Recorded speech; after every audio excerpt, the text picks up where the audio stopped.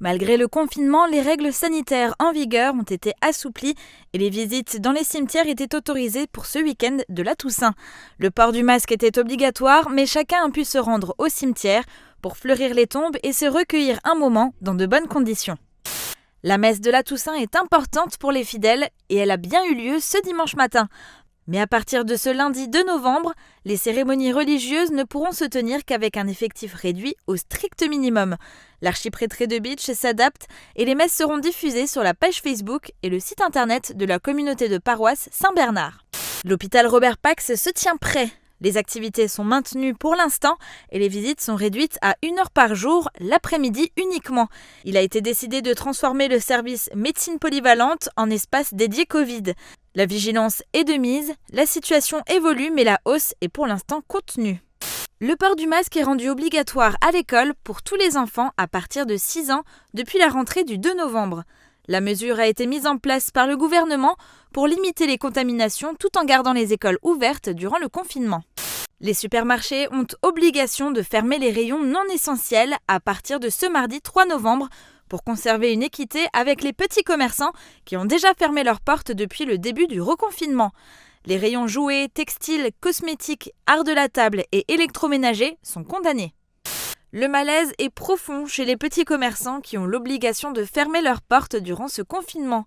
Ils ont investi beaucoup afin de respecter les gestes barrières et sont inquiets pour leur avenir. L'Union des commerçants de Sarreguemines est en colère. Elle a édité des affiches jaunes sur lesquelles on peut lire « Bientôt, fermeture définitive », barrées d'un trait noir. Elles sont placardées dans certaines vitrines du centre-ville. La gérante du bureau de tabac Eulinger Catherine Abitch a décidé de soutenir ses confrères en devenant relais colis solidaire durant le confinement. Les commerces fermés peuvent lui déposer les produits qu'ils ont vendus sur Internet et elle les stocke jusqu'à la venue des clients qui peuvent ainsi récupérer les achats quand bon leur semble. Les frontières restent ouvertes et il est toujours possible de faire des courses en Allemagne à ce jour. Toutefois, l'attestation dérogatoire de déplacement est obligatoire tant que l'on se trouve sur le sol français. Pour les Allemands, le passage en sens inverse est lui aussi possible, toujours en respectant les règles du confinement. C'est désormais une question de semaines. Le nouveau service de médecine nucléaire de l'hôpital Robert Pax devrait ouvrir début décembre. Les appareils sont en train d'être installés. Le PET scan et une gamma caméra sont déjà là. Une deuxième va arriver prochainement. Des protections sanitaires invisibles sont installées à l'Intermarché des faïenceries de Sarreguemines. Toutes les zones de contact sont recouvertes par un film transparent qui détruit les microbes, bactéries et virus au contact de l'humidité de la main. Le magasin est le premier dans le Grand Est à utiliser ce dispositif. Cette opération a lieu sur tout le département. 130 gendarmes sont mobilisés sur la Moselle. Une équipe avec un chien spécialisé dans les stupéfiants et un hélicoptère qui survole la zone sont également sollicités. Ici, à Bérennes-les-Forbach, le peloton de sécurisation et d'intervention de la gendarmerie de Forbach, dit PSIG, est présent en renfort. Le gouvernement a tranché dimanche. Les grandes surfaces ne pourront plus commercialiser à partir de ce mardi les produits jugés non essentiels. Une interdiction qui, au Cora de Forbach, concernait déjà les livres et les CD. La liste précise des produits interdits à la vente n'est pas encore totalement établie. Si les rayons électroménagers et bricolage ne devraient pas être concernés par cette fermeture, les rayons saisonniers préoccupent particulièrement les responsables du magasin. Plus de pression à l'anti-stress. Si côté bar, les chaises sont rangées, le fût est fermé et le rideau est baissé, côté vente à emporter, l'établissement reste ouvert. Incompréhension, déception et frustration, ces 3 mots résument la soirée du centre de remise en forme Perfect Gym. Hier, comme dans tous les établissements de France jugés non indispensables, les salles de sport accueillaient du public pour la dernière fois pendant au moins 1 mois pour respecter le 2e confinement. Une dérogation spéciale a été accordée aux cimetières. Ils sont restés ouverts ce week-end. Au plus grand soulagement des familles, nombreux à être venus ce dimanche fleurir les tombes. Lors du confinement au printemps dernier, ces lieux de recueillement avaient été fermés.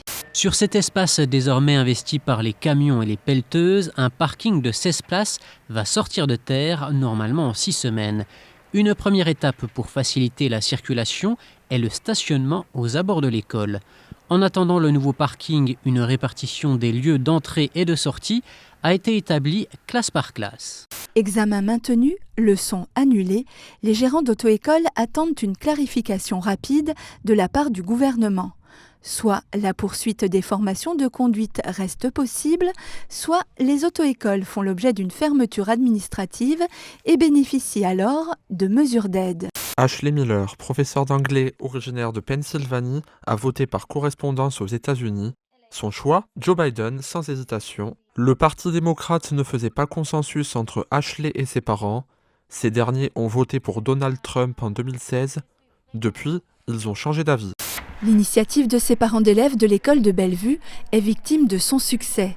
Suite à l'annonce de l'obligation du port du masque pour les écoliers de plus de 6 ans, Rachida et Karima ont proposé aux parents la vente de masques pour enfants à prix coûtant. Samedi et dimanche, les parents se sont pressés aux abords de l'école. Non au port du masque à l'école. Des parents d'élèves de Bérennes et Forbach se sont mobilisés ce jeudi aux abords des écoles de la ville pour faire signer une pétition avant la journée École morte prévue ce vendredi.